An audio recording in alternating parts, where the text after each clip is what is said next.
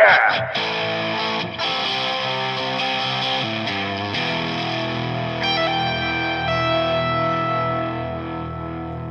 Welcome to All Gas, All Georgia Sports. I'm glad you guys are here. We're covering everything you need to know in the Georgia sporting world and in the national sporting world too. We're going to cover things outside of Georgia as well on this show, but I'm so glad you have stopped in to take a listen. So before I get started, big shout out to D-Money. I love you, buddy. Go touch them tables. You know what I'm talking about. So, the NFL's preseason is officially over. The Braves blow the St. Louis series. UGA is about to smash, and it's time to officially kick off the football season. We're also going to cover my softball team's statement-making victory in our opening game on Monday. That was a big deal, and you guys need to hear about it. And we're also going to talk about the Brian Robinson story. So he was actually shot in D.C. on Sunday, but thank God he is okay, and he's an animal. He's the man. They're saying that he's still probably going to play this year, and we're going to cover that later on, but I mean, first and foremost, so glad that he's okay because, obviously that could have been a lot worse. So we're going to cover all those things in this episode, but as always, we're going to start off with a trivia question for you guys, and your trivia question today is a little bit longer one, so pay attention. Often considered the biggest college football upset of all time, the 2007 Michigan Wolverines lost at home, where they say you could hear 100,000 Michigan fans gasp at the same time. Who was the team that beat them? So the 2007 Michigan Wolverines lost at home, and they were really good that year. They may have been number one, but they lost. Huge upset, considered by many to be the biggest upset ever. Who was the team that beat them? So think about that. Reach back into the memory bank. If you remember when this happened, I know that I do, because whatever game you were watching, the ticker at the bottom of the screen just went crazy for like 10 minutes straight, and highlights were coming in, replays were coming in. It was absolute insanity. So cool. Well, not for Michigan fans. But yeah, we're going to circle back around to that at the end of the episode and give you the answer to that. But think about that one. See if you know it. So to start off this episode, I am going to talk about our softball win. I'm going to get this out of the way because I know you guys don't care, but I do. I care about this because adult men playing softball is one of the best things, and women, where I'm in a men's league, but co-ed leagues, I've done both. They're so much fun. It's the only outlet that I really get in my life like this. It's everything great about baseball without all the bad stuff. You don't have to practice. You don't have to do the summertime practices where you're just dying and you're doing drills. No, guys show up and we play, and it's great. You don't have to worry about getting beamed by a ball because it's, just underhand pitching, and it's just, you just go out there and you just let her rip. And it is a blast. So great. And we made a statement tonight. I mean, really, it's one of those things, like when you're playing softball, when you're in a league and other teams waiting for their chance to play, or the team that just played, they're sitting there watching you too. Well, whoever was in the stands for our game got to watch us win, 17-1. It was it was, honestly, it was kind of sad because the team we were playing, they were kind of weird, to tell you the truth. They were silent the whole time. They weren't talking to each other. They all looked a little off. I thought they might have been in a death cult, but, they probably weren't. Hope not. If they were, then they got what they had coming to them, which was a demolishment that could be heard around the world because, we just kept scoring. At one point, literally, the umpire came up to us, and this was like after the second inning. I'm not kidding. And he was like, you guys, if you score 6 more, then you can run rule them, and let's just put them to sleep. Let's just get them home. Let's put them to bed. Let's end their suffering. They're not into this. I'm kind of ready for the next game. Honestly, it was pretty unprofessional, really, because he was pretty much saying, I'm done with this. He was like, you guys just end it now. And then what sucked is we could have ended it. I had a hit that would have driven in the, run-ruling runs, but the pitcher was pitching a lot of balls, and I didn't want to walk because, look, if you go up looking for a walk in softball, you're an asshole. Don't do that. If you go up and you just stay, I get it, you're playing mind games, but dude, we're playing softball. If you're up there and you just take your walks, if you walk 3 times in a softball game, you suck. And I don't care who knows it. So I don't like to walk. And this guy was just walking people, though. So he threw one way inside, probably would have gone behind me, but I literally jumped back and just smacked this ball out into left field. But the umpire called me out. He said you can't step out of the batter's box that much to hit a ball. So it was an automatic out. That was a bummer. and we had to just keep playing. But after the next inning, we ended up taking care of business. But that was a statement, fellas. If you guys are listening to this, good job, well done, good chemistry, good to be back out there with you guys. The camaraderie that happens in these sports, it makes it all worth it. I've been on teams where we have literally lost every single game, and we had a lot of fun doing it. We have been completely outmatched in every way. We have been on the other side of those types of defeats a number of times. And it sucks, but you still have fun. And, if anyone out there is like looking for a way to get some, just camaraderie in your life, that's a great way to do it. So go play softball. Could be soccer, could be flag football, could be basketball. There's a lot of pickup leagues and rec leagues and stuff, but get involved in that kind of stuff because it really does. It brings me back to being a kid. Even the energy in the dugout when you're with the guys and you're fucking around and you're having a good time. It's just, man, it's awesome. I love it. Absolutely love it. So well done, fellas. Now on to the things that you care about, which is other news around the league. And we're going to start off with college football. So did you guys know the college football season already started? You didn't? Yeah, neither did I. I do this every year. Every year they say, oh yeah, the college football season kicks off first weekend in September, except for, the 25 games that are played the last weekend in August. And then September 1st on Thursday there's games, Friday there's games. Let me just tell you who has already played. Some pretty big schools too, well, some not so much. So, maybe you guys didn't catch the Austin P. Western Kentucky game on Saturday. If you're curious, Western Kentucky won 28-27. Northwestern and Nebraska played, so bigger names there. Florida State played. They beat Duquesne. That's the name of the school, Duquesne. Yeah, okay. Yeah, well, they won 47-7 over Duquesne, and Hawaii and Vanderbilt played. Vanderbilt, wow, they beat Hawaii 63-10. I thought Hawaii had a good program. Maybe Vanderbilt's gotten better, but Hawaii, remember, they used to be pretty good, like about 10, 15 years ago. Georgia played them, I don't know what year it was exactly, but it was when we had Matt Stafford, Noshawn Burrito, and A.J. Green. That team was really good, and we had like an early loss that kind of put us out of the national championship talks, but by the end of the year, we were ranked like third, I think. And going into the next season, we were ranked 1 because we had such a good team. And that year, we really would have beaten anyone. We played Hawaii. I say all this because we played Hawaii in a bowl game that year and just bulldozed them bad.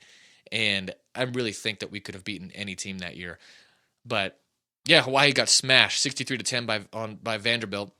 And then on Thursday, September 1st, we got some games. But none of these are like big ticket items. You know what I mean? They're not like really important games in the sense that there's not like these top 25 matchups happening. But Penn State is playing on Thursday. Tennessee's playing. Pittsburgh's playing. Oklahoma State's playing. OSU's ranked 12. That's pretty cool. Pittsburgh's 17. So you got some teams that are good that are playing, but the big matchups are happening on Saturday. Oh, Michigan State's playing on Friday. Yeah, how crazy is that? I mean, there's just like this whole time, and this has happened the last few years, and I don't know if this is a normal thing or if this has been happening for a long time and I'm just clueless. There's a good chance that is the deal. But I remember this last year too, where there were games a week before, and I was like, oh, so I guess we're in the middle of football season. So we can officially say football season is here. It's the best time of year, and it's the best time of year because you have hope in your fantasy league. So that's great. Draft day is the best. Honestly, some of the best times in fantasy football are like before it even starts because you're just staring at your roster, you're doing your research, you're doing your mock drafts, everything's just fun. The draft party, at least it should be fun. If you don't have a fun draft party, get on it, man. You're blowing it because having a good draft party is the best. We have one every year. People come over. My wife makes enchiladas. They're fantastic. And we have a 6-foot-tall trophy that's going to be right in the middle of the room that we draft. And we all just get to sit and stare and look at what could be. And it's at my house right now because, yes, I did win that thing last year. Absolutely, 100%. And looking to repeat. But a lot of hope in fantasy right now. Football's starting. Baseball's still going on, and we're getting into important baseball. So when you have all these 3 things firing on all cylinders like this, I mean, man, it's like sensory overload. It's hard to keep up. even doing this show, I'm like, God, there's so much stuff that I'm going to really need to be on it and pay attention to. But I tell you what, guys, if you've enjoyed this show up to this point, I really am grateful for that. I appreciate that. I have a lot of enthusiasm and passion for what I do. This is a hobby for me.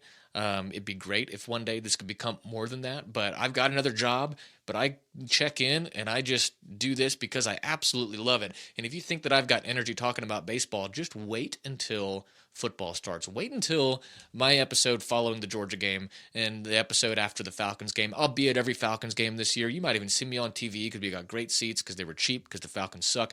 But, I might be face painting, getting wigs and crazy stuff. Who knows?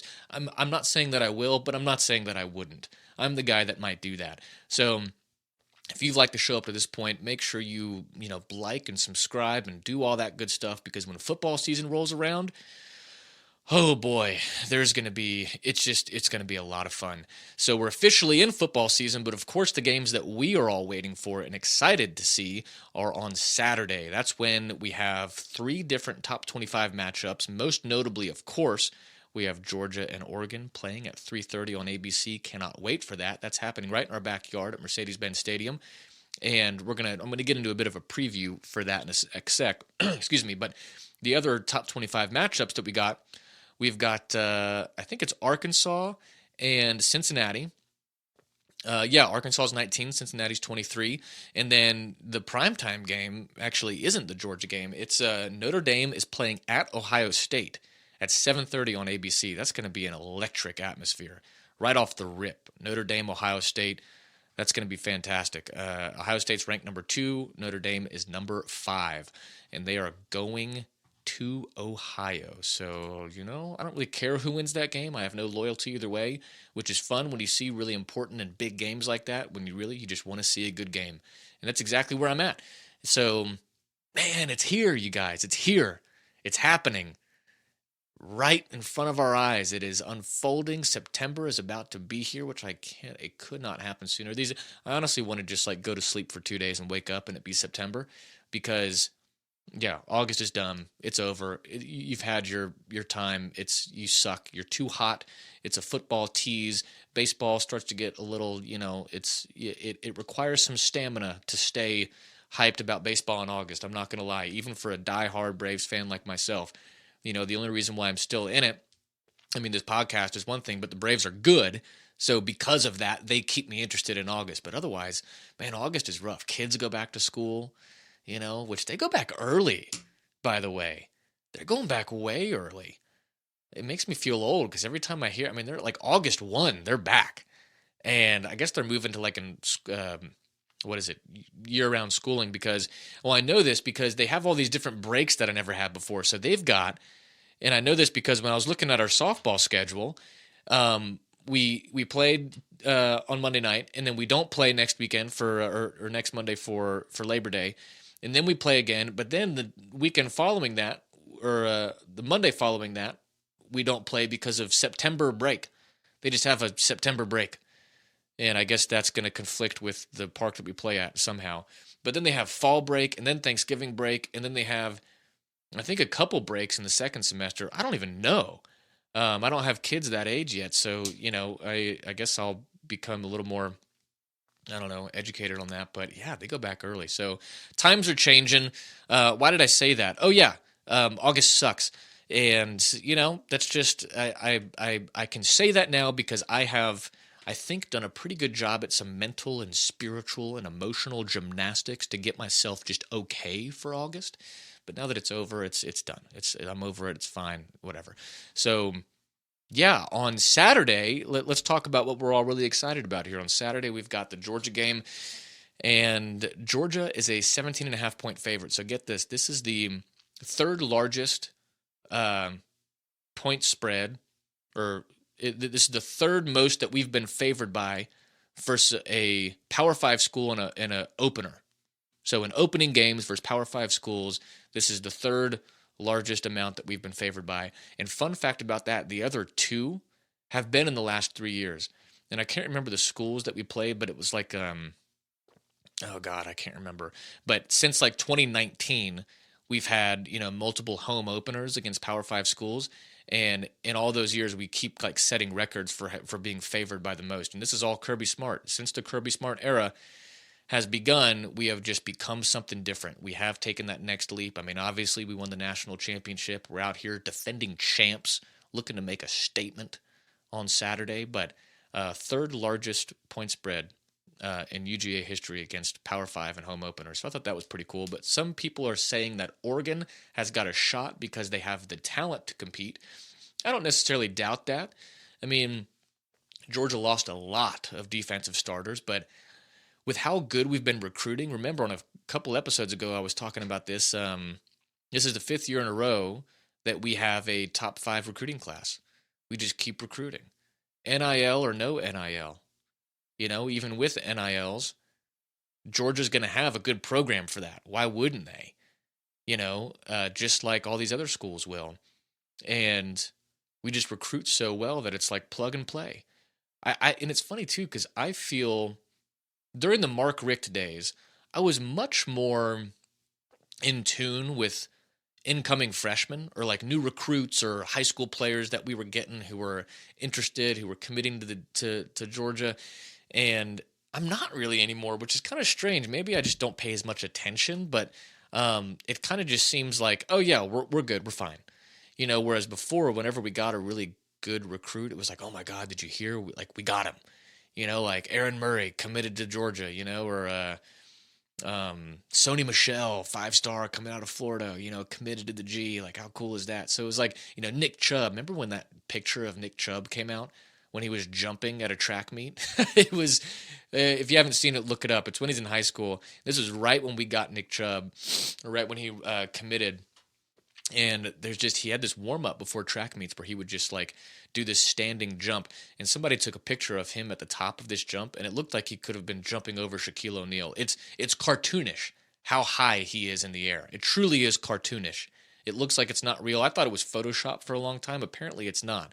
But yeah, he gets up there. So when things like that were happening before with Georgia, man, I just paid so much attention. I was like, look at this kid, look at this guy. And it was exciting. But now it's strange. I just don't, and maybe it's just me. A lot of you guys might be more on it with this, but I don't pay as much of attention because it's almost like it's assumed for me that we're getting these guys, as opposed to before I would be so excited when we got these guys. And it's not like we didn't recruit well before, but it just clearly has taken another step into elite. And so them saying that Oregon has the talent to match with Georgia, I mean, I think they didn't lose as many guys to the draft. And what they keep saying about Oregon, I keep hearing things like scrappy and nasty. What does that mean? I have no idea. I know they have a good offensive line, and they have a very athletic quarterback. I can't remember his name even. I had it pulled up here. Sorry, guys. But their quarterback, expect him to run around and be athletic, but I don't know. Is he like, who cares? Who cares? I mean, really, like we just beat Bryce Young, and yeah, we lost a lot of our. So yeah, I'm interested to see what our defense looks like now. Of course, I'm excited to see guys like Jalen Carter and Nolan Smith, and we have some other defensive guys who are freshmen actually that are looking like they're going to get a lot of playing time. And keep an eye out for some of these freshmen and for some of these sophomores, guys who maybe sat last year or didn't get as much playing time, who are now going to step up. And it's just exciting. It's exciting stuff. Also, Kirby Smart says that this is the best quarterback room that he's seen since he's been at Georgia. That's saying a lot. I mean, we've had some good guys, which is interesting because when you think quarterbacks, you don't really, it's kind of strange, isn't it? You don't really think about Georgia in the same light. I mean, look at all these top quarterbacks that are coming out in the draft over the last few years. None of them have been Georgia guys. And so, yeah, he's saying this is the best quarterback room. A lot of it he's crediting to Stetson Bennett's work ethic, how he studies. I think at this point, having been around for so long, I mean, the dude's like a 6th-year senior. And he looks jacked, by the way. If you haven't seen pictures of Stetson Bennett lately, just look him up. The dude, I don't know what he did, but he's been, eating right and working out and lifting, because there was a picture that came out over the summer where his arms were just ginormous. So I think he's put on some weight. And he's a fast guy. So, yeah, I mean, we might see a new Stetson Bennett this year, but apparently he's what has caught Kirby Smart's eye is his attention to detail and his savviness and his studying. And it makes sense because how else do you become the starter with his story? I mean, he really does have one of the best stories over the last decade in sports. I mean, I'm trying to just think of other stories. I mean, Jalen Hurts' college experience, it was inspiring.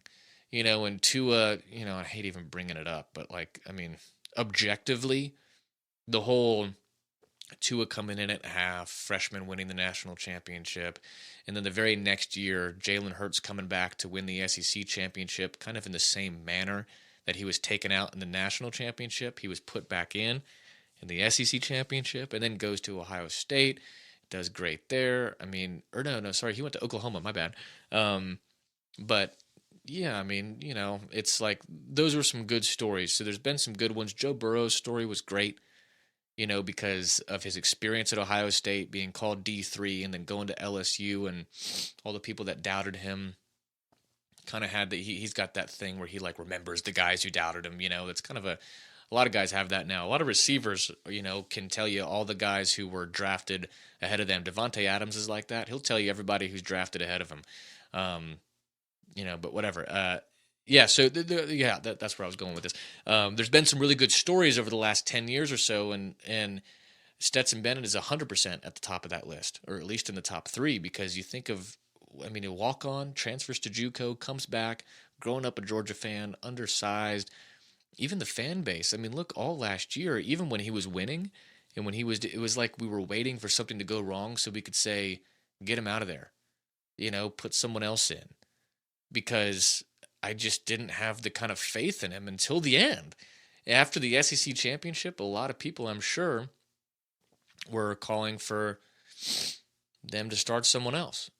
And I was kind of in that camp. And so, yeah, I mean, he proved us all wrong. He proved everybody wrong.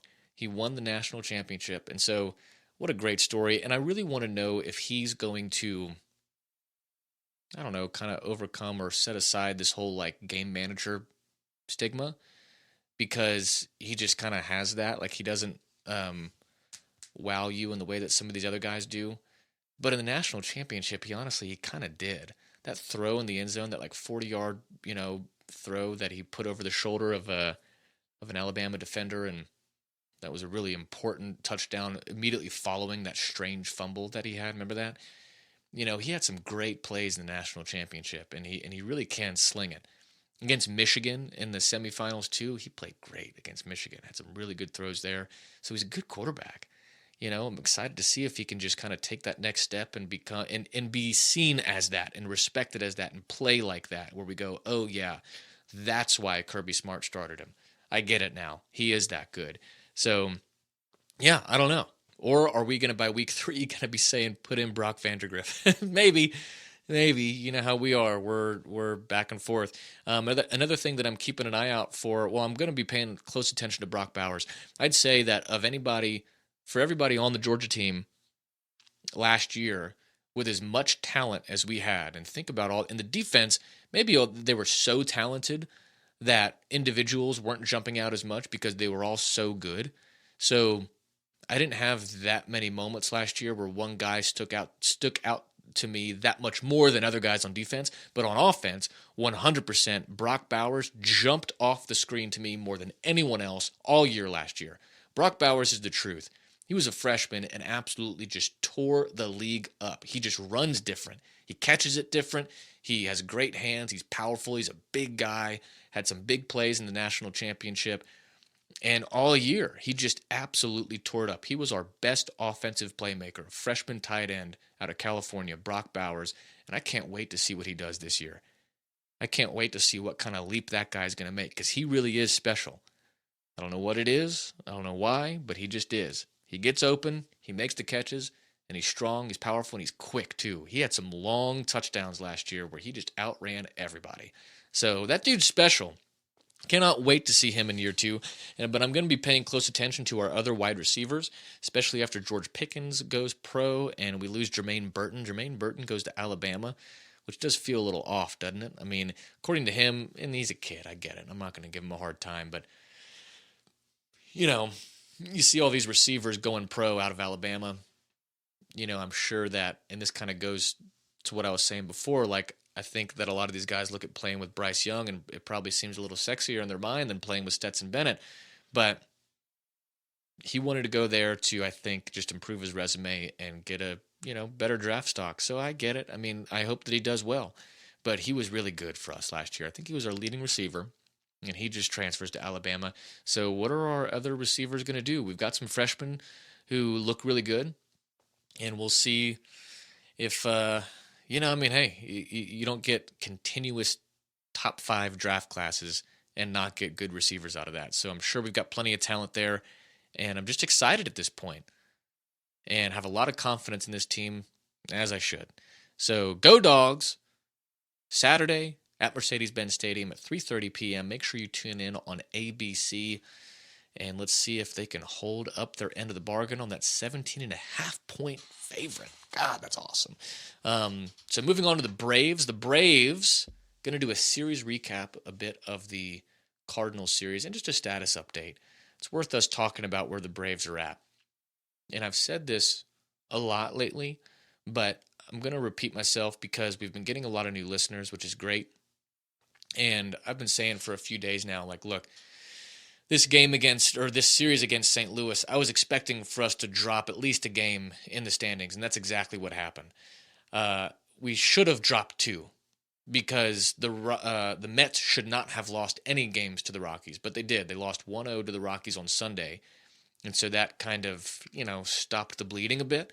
Because after we lost game 2, they won, and it was in a walk-off way, too. Like, Pete Alonso walked them off at the end with a single.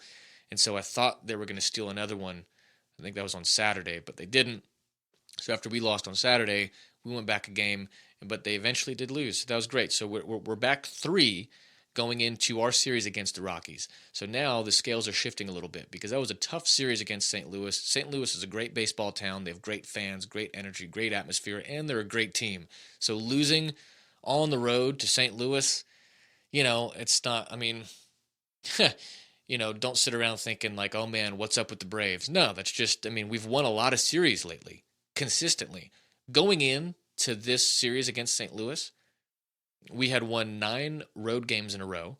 We made it 10 with our win on Friday, and it would have been 11 if we hadn't lost on, Saturday, and then of course we lost again on Sunday. So we lose 2 out of 3 to St. Louis, and we're now 3 games back in this series, or in the NL East. But we're about to play the Rockies in Atlanta, I believe, and then the Mets get to play the Los Angeles Dodgers. So the Dodgers are going to New York, and that's going to be really tough for the Mets because the Dodgers are a great team. The Mets are a great team too. However, this is going to be the best opportunity that the Braves are going to have, really, until we play them at the end of the year. This is going to be the best opportunity we're going to have to catch some ground in the race. Now, who knows what can happen? The Nationals might surprise us all and sweep the Mets one series while we sweep another team, or or vice versa, God forbid. But a lot can happen. But I think just when you look at it on paper, these next 3 games, this is going to be our best chance to really even this series out before we play them at the end of the year. And assuming that happens, we should take care of the Rockies. They're not a good team. We should take care of business there. And the Dodgers, I said this last episode. My friends have given me a hard time for saying it, but I'm going to say it again. Go Dodgers. You're not going to hear me say that very often, so hear it now. Let's go LA. Go blue. I don't know what the hell they say over there. What do they say in LA? Do they have a thing other than like mariachi music and stuff, like in the outfield? I don't know. That's pretty cool. But I don't even know if they have a thing. I don't even want to know. You know what? I'm not going to go into that any further. I'm just going to say go Dodgers and leave it at that. For the next 3 games, go Dodgers. So, as far as Sunday night games specifically, because I've covered the other 2 in depth on previous episodes, I'm going to give you a little bit from Sunday's game. We played well, actually, for most of it. Jake Odorizzi pitched great. He actually had a no-hitter going in the 6th when he gave up a home run, and it was kind of a fluke home run, too. It was like a sliced ball the other way, and the batter didn't even know it was, what the hell's his name? Let me see if I can look it up. It's a strange name. It always makes me laugh. Who was it that hit that? Newt Barr hit a home run off of Jake Odorizzi that broke up his no-hitter, and yeah, after that, he gave up another run. So we got down 2-0, and then Dansby Swanson, the only RBIs we had in the whole game, he hits a 3-run homer to give us a 1-run lead. But then in the eighth inning, we give up, I think it was 4. And, they kind of just never looked back after that. But, we played them tight. It was a good game. It was a good pitching duel. We were playing against Adam Wainwright, who, sidebar on Adam Wainwright, he can sing, and we all know that now because we had to listen to an acoustic song of his for about 4 minutes during the game. They shut off the commentators. I don't even know if they had like the crowd noise. They just played this acoustic song of Adam Wainwright singing. And, yeah, what'd you guys think about that? Did you guys like it? I don't know if I did. I mean, good for him. He found a hobby and he's pursuing it, and he's got the balls to, I guess, broadcast that, for millions of people or however many people were watching. So, good for him for that. I can appreciate that, but it was kind of awkward, to tell you the truth, to listen to him sing this like kind of slow, depressing, like, kind of I don't know, this slow walking country song, acoustic. It felt very fireside, and so just kind of dropping that in the fourth inning with nothing else, it was a little weird, but yeah, whatever. So, anyways, he pitched great. Other than that, he pitched great. I don't think he was he didn't have a no hitter going, but he was pitching a shutout, I think, until the seventh when Dansby Swanson hit a 3-run home run off him. So he pitched great. Jake Odorizzi pitched great, and good for Jake Odorizzi because the first couple outings that I saw of him, I basically called him a glorified batting practice pitcher because I was like, this guy's terrible. He just had a bad outing, so I was pretty upset. It was kind of ironic to me that I think, if I'm not mistaken, we gave up Will Smith to get Odorizzi. And so when Odorizzi was struggling, I was like, oh, of course, that's just poetic. But no, he's had a great couple of outings, his last 2. And yeah, he did everything that we would need him to do to win. If you hold someone to 2 runs through your start, our offense should be able to compensate for that. But, is what it is. We lose 2. You can't win them all. And Ronald Acuna should be back by the Rockies series. He was out with a sore knee. And, yeah, nothing bad, it sounds like. I think he just felt a little soreness there. The dude just kind of always seems to be hurt this year. He just has not been able to really get on it. My hope is just that he does in time for the playoffs, because he had started playing a lot better. I mean, this last month has been really good for Ronald Acuna. Statistically, he's been better than he had a hot start, but then a really cold middle, and then now going into the latter half of the season, he has been heating up. And he's been getting a lot of walks, which I like a lot, because, just get the guy on base. He's so electric when he's on the base path that, just get the man on base and let him just take it from there. So, yeah, concerning to see him hobbling around on Saturday night or on Friday night. Snit decided to rest him a couple games, but apparently there's no cause for concern. It's just giving him some rest. He's feeling a little sore. I'm sure all these guys are feeling a little tight. God, they play a lot. The baseball season, that's got to be... I got to think, as far as, team camaraderie is concerned, I've got to think baseball is it's just they play 6 months in a row, and it's 162 games with spring training and then with playoffs. By the time it's all said and done, what do you play there? 200 games, literally? I don't know. That's more than half the year you're just playing baseball with one another. The games are so damn long, you just sit in the dugout and get to know these guys. I bet, of all the sports that I played, baseball, the dugout camaraderie in baseball is special. It's real.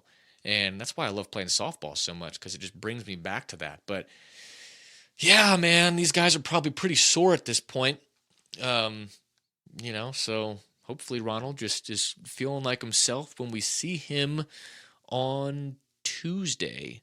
So Tuesday night is when we kick off the series against the Rockies. So that's all the Braves that I have for you. Don't get too down on yourselves, Braves country. Not that big of a deal that we lose a series against a great team in their home stadium at probably, arguably, one of the top 3 baseball towns in the entire country.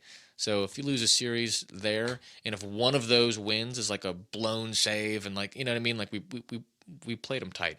So yeah, time for the scales to bounce back out, and hopefully the Dodgers can take care of business, and so do we. So moving on to that, the Falcons' preseason is now over, and that's it.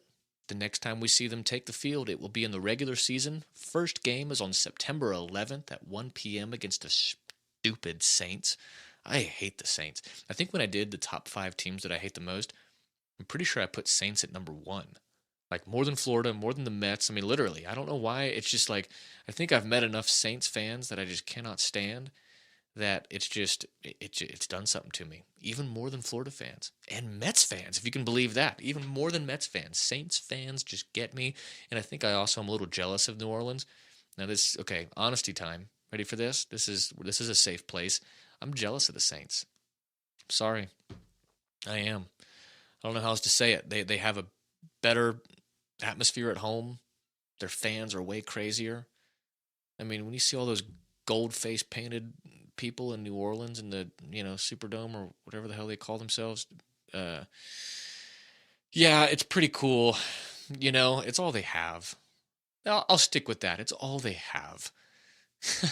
So yeah, we'll give it to them. But no, the Saints country is legit, and so I kind of hate that. And but whatever. I'm so excited to see them.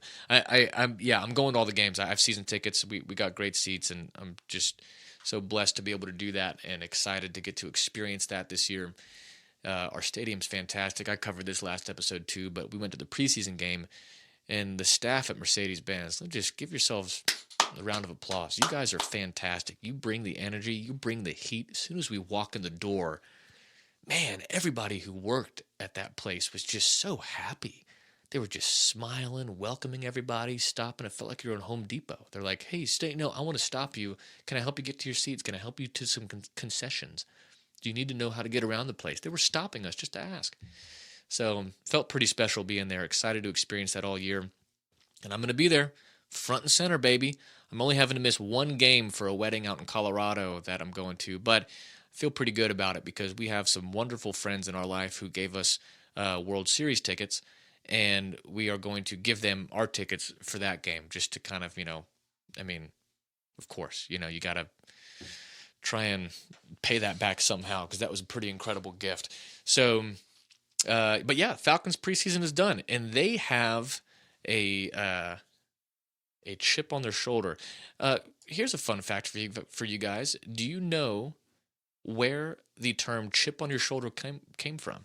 So the term chip on your shoulder originated during the 19th century in the United States, where people wanting a physical fight would carry a chip of wood on their shoulder, daring others to knock it off. And that's exactly what the Atlanta Falcons are playing with right now, according to head coach Arthur Smith in a post-game press conference after the last preseason game against the Jaguars on Saturday. Arthur Smith said, I think this team, we have a chip on our shoulder. We've got something to prove. I think we've been competitive from day one. The peripheral opponents can say what they want. They can rank us 40th on roster and 42nd on coaching staff out of 32. We don't care. We are going to go out and compete. We have to do our best. We have a lot of work ahead of us to get ready to roll before September 11th for New Orleans. So that was a quote from Arthur Smith after Saturday's win against the Jags. And he's said that a number of times about how this team just has a chip on their shoulder, and I love that.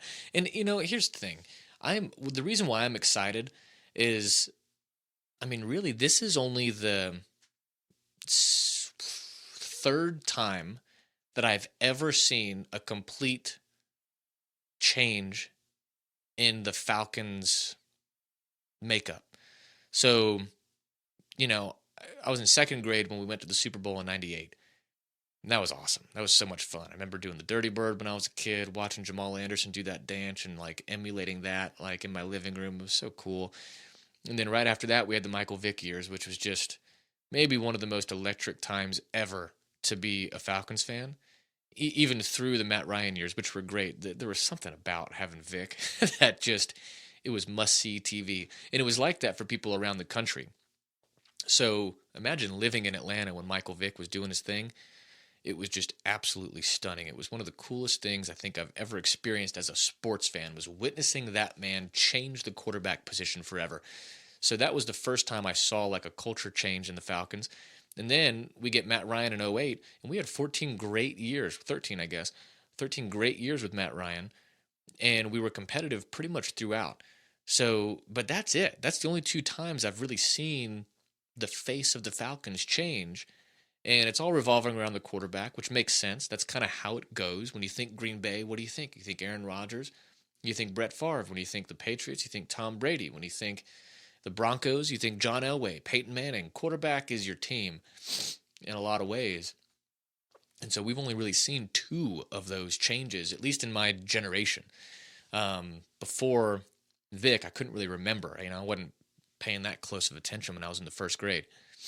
So I'm excited to see this. I'm excited to see where this goes. Now, I'm a little nervous because teams end up being stuck in this sort of limbo for a long time. There's a lot of teams that just kind of get stuck here. And, but I don't think this is going to happen. I really do. I love what this coaching staff and organization has done in this last 2 years. The thing, my kind of, I guess, highlights from the preseason and things that are just sticking out to me right now, because we go 2-1 in the preseason, which is good. I know the preseason doesn't matter, but it sort of matters because the last team to not win a game in the preseason and win the Super Bowl was the '07 Giants when they upset the New England Patriots, helmet catch. And other than that, every team that's won the Super Bowl has done well in the preseason. And I think at least the preseason, what that says to me is if you're winning preseason games, that means you're winning games with your second string, your third string, and depth is important. And it was notably and noticeably important last year because of how little depth we had. I mean, other than Matt Ryan, there's no reason we should have won the amount of games that we did, because that was maybe one of the first times, because I've had this thought for a long time with football, where what do you have, like 1 million kids playing football in the high school level, maybe more, I don't know. What percentage of them go to college? Maybe like 1 to 3, depending on your high school. If you're out of one of those monster schools in Texas, it's a little different. But on average, how many players out of each high school team do you think go and play collegiate football? 1, 2, who get a scholarship to like a Power 5 school? I mean, really, one guy who just is running over people as a man amongst boys when he's 16 years old? So, okay, that's a pretty small percentage that make it to the collegiate level. Then you can do the exact same thing. There's a lot of college football players. How many of them go to the NFL? It's a small number relative to how many people play. A super small percentage of them make it to the NFL. So I've always been under the impression that if you're playing in the NFL, you're amazing. I'm like, why is there even such thing as a talent separation in the NFL? And I've kind of thought, like, because they're all professionals, it's all that they do, it's all that they're thinking about, they're studying the game, it's their livelihood, that I've for a while thought, man, it's like the coaching is so important, and it is. You have to have good coaching and a good organization, but I was like, when you have talent, no matter what team you're on, like at that point, it's just drawing up the right play, it's making the right decisions, it's doing the right things, having a good quarterback. But I was proven wrong last year because we had a good quarterback, and I really liked what Arthur Smith did situationally. There weren't many times when he like made a call in a game that I was like, dude, what are you doing? And I had that with Dan Quinn, especially post Super Bowl when it felt like he was forcing it. I had a lot of moments with Dan Quinn where I was like, dude, what are you doing? Just punt or whatever, just kick it, or don't do that. Whatever you're doing, don't do that. I had a lot of that with Dan Quinn. Arthur Smith, I had none of it. Everything made sense to me. Not that it really matters what I think, but I do know football, and I thought that Arthur Smith made some great decisions last year. Matt Ryan played good. His stats are deceiving from last year because who was he throwing the ball to? He had Kyle Pitts. I mean, he had Kyle Pitts. Russell Gage was good, but like, come on, he had Kyle Pitts, and I just saw the separation of talent last year. It was visible on the screen. It was so clear that, oh yeah, not every NFL player is made the same. They're not all equally talented. That's just not the case. I was absolutely 100% proven wrong on my previous thoughts with that. And this year, the most noticeable thing for me is that we have a lot more depth. They've done a lot for the defensive line. They've brought in a lot of receivers to compete. We'll see how they end up looking. I think Drake London's really good. He is going to be healthy, by the way, for week 1. All reports have indicated as such. Nothing wrong with the knee. I think after that, though, they were like, okay, that's enough. Just chill. You can sit. It's fine. So I think he's going to be really good. And Desmond Ridder looked fantastic. I really think that he's going to be a good quarterback. I hope Marcus Mariota does well. I'm a Marcus Mariota fan. I like who he is. I like his playing style. I think he's a great quarterback, but I say great. I think he's good. But Desmond Ridder was really impressive. He was he was my highlight from that, and the amount of depth. that we have now. And it's still not a work, it's a work in progress, but those two things jumped off the screen to me during the preseason was the depth and the play of Desmond Ritter, man. He's got a strong arm. He made a lot of really good decisions. He seemed to just be comfortable in the pocket. He's accurate as hell. I mean, really, really accurate quarterback. And, I know that the thing that keeps coming out from Arthur Smith and from even Desmond Ritter himself was operationally. You have to have so much information in your mind at the same time as an NFL quarterback that operationally it's just like it's insane. So yeah, how long does it take for you to be able to really confidently do that? Even with an interview with Aaron Rodgers recently, he had talked something about how you start shifting from paying attention. This was on Pardon My Take. That's what it was. Because he was talking about Brian Urlacher, and he's like, at that point in my career when I was playing Brian Urlacher, I had shifted from just concentrating on doing my play right and running our scheme right to I had the confidence in that now I'm starting to see what the defense is doing. Now I'm starting to get out of myself a little even more and look at my surroundings and kind of adjust as needed. And so, yeah, I just, how long is it going to take for Desmond Ritter to get there? I don't know. Will he ever? I don't know. I think that he will. I mean, the dude ran a 4.540 at the combine. He's really accurate, and he seems to have a great head on his shoulders. I mean, that was another one of Arthur Smith's highlights from camp was he said that he's light years ahead of most young QBs from the neck up. And that was in his scouting report. People have been saying that about him for a long time, that he's just really smart, really savvy, works really hard, and is it's just a smart quarterback. So can't wait to see how that's going to translate on the field. Is it going to be this year? I don't know. It's definitely going to be next year. I just have it. I think he's going to be the starter by week 6. That's my prediction. So take that to the bank. If that is what happens, I'll circle back around to this episode and say what's up and say I told you so. So the only other thing that I wanted to say about preseason was other rookies that I'm keeping an eye on personally. I know a lot of, around the league, Kenny Pickett's made a lot of noise. There's some other guys. There was some guys in Baltimore that looked really good, but I haven't really been paying that much of attention to other teams preseason. I mean, let's be real. But what I did get to see was Malik Willis and George Pickens, and I think those guys are going to be fantastic. Malik Willis has this thing where, like, the raw talent is real with him. Now, if you remember from the draft, Desmond Ritter, extremely smart. He won a lot, never lost a game at home in college, rebuilt and shifted the entire culture of a program at Cincinnati. I mean, Desmond Ritter is the truth, but Malik Willis coming out, they were like, he's got so much raw talent that his upside, his ceiling is just, he doesn't have one almost. It's just through the roof. It's so high, like his upside. But he played at such a small school. Is he going to be at like, what's that really going to look like going from playing at Liberty to the NFL? But man, the highlights that I've seen of him, he runs around. He looks like Michael Vick out there. I mean, the dude just ran around. He had some plays, some scrambles that just were fantastic in the preseason. His first ever game playing in the preseason, he had this run where he ran around and he evaded a few different defenders to eventually scramble around to his left and for a touchdown. But he had to, he juked a couple guys. He hit a couple guys. It was really cool. But also when he throws, that dude has such a strong arm. If you've noticed, like when guys like Pat Mahomes and Josh Allen throw the ball, it just leaves their hand different. I don't know if you've noticed that. I certainly have. But there's just something about just the way it just launches out of their hand. And Malik Willis looks like that when he throws. He really does. That dude has got a freaking cannon. He can throw it a mile. And he's got some serious zip when he throws. I mean, just go look at some of his preseason highlights. They were impressive. And George Pickens, man, let's go Dogs. Dogs in the NFL. He made some just viral catches in training camp. That was taking the internet over by storm for a while. And he just has, kind of like Malik Willis, the raw talent that dude has is just outstanding. So really hope that they both have great careers, honestly. And Desmond Ritter, of course, being the other rookie that obviously is going to stand out for me because I watched him closely this preseason. So final assessment, Ritter's exciting, more depth all around, excited to see this new shift in the Falcons, culture and their vibe and their thing and how they look and the face of the Falcons is now different. How's that going to look over the next few years? I just hope it's going to be a good one.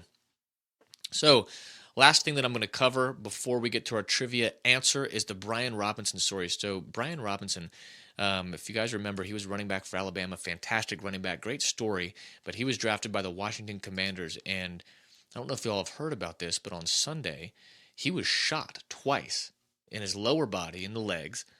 It was an attempted armed robbery. So, from ESPN.com, Robinson was shot in an armed robbery attempt. Robinson had gone into the District of Columbia, had gone into D.C. to get something to eat.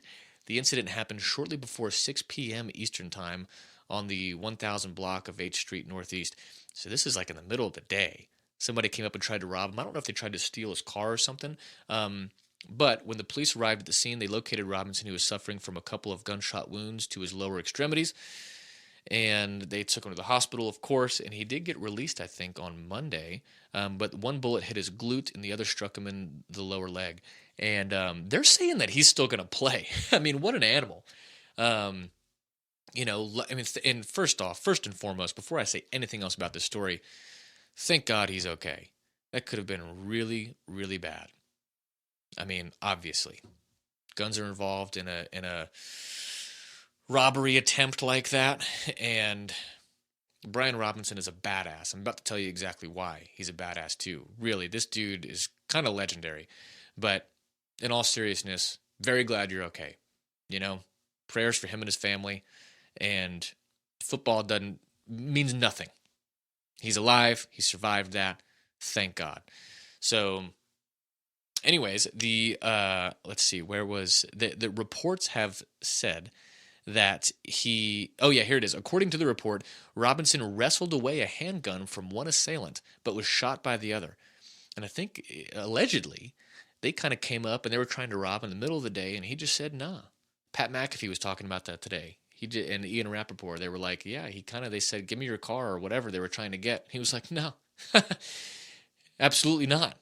Come and take it, And they tried. And he wrestled away a gun from another guy. I think they might have been teenagers that were doing this.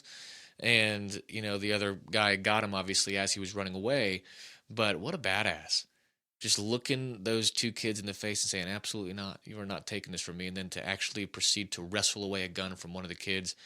Man, it's one of those things where I always hope that I would, act like that, but I don't know. I mean, in those moments, God, your heart's racing. Things move so fast. I mean, that's why it's just such a blessing that he's okay, because in times like that, it's like bam, bam, bam, things happen so quick, and all of a sudden, life over, life changed, can happen anytime. So be safe out there, you guys. Know where you're going. DC sucks. DC is not a good place. It's nasty. I know that there are beautiful areas of DC, like all cities, but DC can be really, really nasty. So, man, be careful. Be careful. So as far as his playing is concerned, let's see. Coach Ron Rivera said the team will determine whether to place Robinson on the non-football injury list after talking to doctors later Monday. But Rivera was among a contingent of team officials, including co-owners, as well as a few players who visited Robinson on Sunday night. Oh, sorry, that's not where we're looking. Things are very positive. Things are going very well. He had surgery. Apparently, it went really good. There's no timeline, but everything's positive, positive, positive. Positives literally in here like 4 times. Just about the healing process. But the headline of this is Washington Commanders coach Ron Rivera says running back Brian Robinson could play this year after being shot. What a story that would be. I hope he comes back and just crushes it. I hope Brian Robinson comes back. And you know what? I might draft him in our fantasy draft this Sunday just to give him some love, because, God, man, how just nuts is that? So, yeah, I hope he comes back and just destroys people, So, prayers out for you, buddy. Get better soon. Glad to hear your surgery went well. So, to end this show, I'm going to circle back around on our trivia question for you guys, if you remember correctly. The question was, often considered the biggest college football upset of all time, the 2007 Michigan Wolverines lost at home, where you could hear 100,000 Michigan fans gasp at the same time. Who was the team that beat them? So the team that upset the '07 Michigan Wolverines was Appalachian State. Unranked Appalachian State playing what I believe was the number 1 Michigan Wolverines. I think that they won on a blocked kick return for a touchdown. I think that's the whole 100,000 fans gasping at the same time. But Man, if you guys were watching football in '07 when that happened, you remember that like every single broadcast, whatever game you were watching, you were going to have that game interrupted by about 10 minutes of people talking about Appalachian State upsetting Michigan. It was literally heard all over the country. It made huge news, epic story. Appalachian State, you know that they threw it down that night in North Carolina, I think is where that school is. And yeah. So if you remember that, good for you. That means you're a real deal fan. That means you've been watching football and paying close attention for a long time. Gasp from 100,000 people at once. Appalachian State gave that to Michigan in 2007. So good job, guys. Would have hated to have been a Michigan fan. That would suck so bad, especially too before the playoff. Like, I mean, even still with the college football playoff, if you lose a game, you start thinking to yourself, like, man, is our season over? I think that's why college football just hits different. One, the fact that the marching band is providing the soundtrack for the game, that hits different. 100% does. Love hearing the band at college games. But also the fact that every single game, I mean, if Georgia loses, you know, you're going to start going, crap. I mean, at least it's non-conference, but you go, man, like, they would then have to win the SEC East and get in the SEC championship to probably be then considered for a playoff spot just from one loss. That's why college football is so epic intense every single weekend. Every single week, you have a top 25 matchup that's important. It truly, truly is. So college football is the best, man. I mean, I'm a big NFL guy too. I know a lot of Southerners say, you know, nah, just college, man. I'm Jordan. No, man, I'm diehard Falcons. I'm as much Falcons as I am Dogs. I can say that confidently. I really do mean that. So, I mean, I have season tickets to the Falcons. I hope I can make it to a Georgia game. I live a little closer to Atlanta, so it's a little more feasible for me to do the Falcons thing. But no, I really am. I'm as much a Falcons fan as anything. So it's just football's back. That's what's important here. Football's back. My softball team just dominated, and we're amazing. We're awesome. I love you guys. That was so much fun. And, yeah, prayers up. Brian Robinson. Stay positive, stay on the right track. And for you guys, this is Tuesday. I usually have episodes on Mondays, but it didn't happen last night. I did a couple of weekend episodes, so I thought I'd take a break. But it's Tuesday. We're about to be in the middle of the week. Then we're about to be on a long weekend. But you know what? Don't think about the weekend. Stay in the moment. You know, we have a 3-day weekend coming up, and when that happens, you're going to get to enjoy yourself. You're going to get to enjoy your family, your friends. I hope you go do something fun. But before that happens, stay in the moment and go crush it. Whatever you're doing, crush it. And make someone's day. Do something good in the world. Do an anonymous good deed. You know, do an extra chore around the house, maybe without your spouse having to ask. You know, try and think for their needs before your own. Anticipate the needs of the people around you. Just be that type of person. Try it. You know what? Try it for an hour.